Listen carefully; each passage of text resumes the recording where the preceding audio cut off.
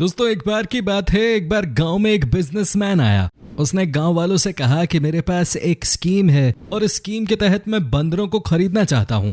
आप अगर मेरे पास बंदर लाएंगे तो मैं हर एक बंदर का आपको 100 रुपए दूंगा। गांव वाले खेती बाड़ी के काम में लगे हुए थे, लेकिन उन्होंने सोचा कि ये काम बुरा तो नहीं है, तो सभी बंदरों को ढूंढने में जुट गए। कोई 2 बंदर पकड़ के लाया, कोई 3 बंदर पकड़ के लाया, कोई 5 बंदर पकड़ के लाया और कोई 10 बंदर पकड़ के लाया। बंदरों के हिसाब से उस बिजनेसमैन ने उनको पेमेंट दे दिया।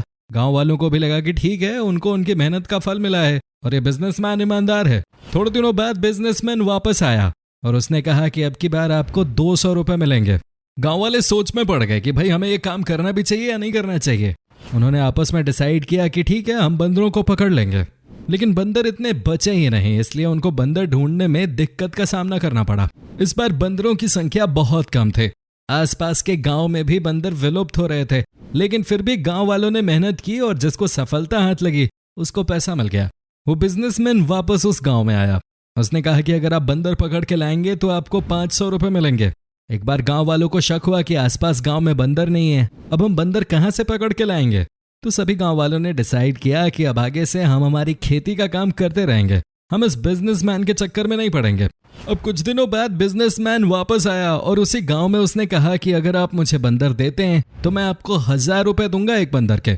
गांव वालों को भरोसा था कि ये दे सकता है, क्योंकि पहले भी उसने आपको 100 और 200 रुपए दिए हैं। लेकिन सवाल ये था कि बंदर लाएं कहां से। सारे बंदर गांव से गायब जो हो चुके थे।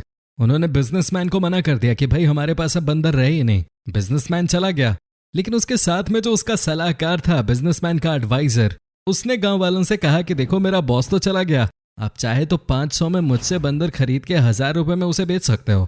गांव वालों ने कहा कि ठीक है। 500 में गांव वालों ने बंदर ले लिए और अपनी मेहनत के पैसे उसको दे दिए, जबकि वो बिजनेसमैन तो सलाहकार को सिखा के गया था।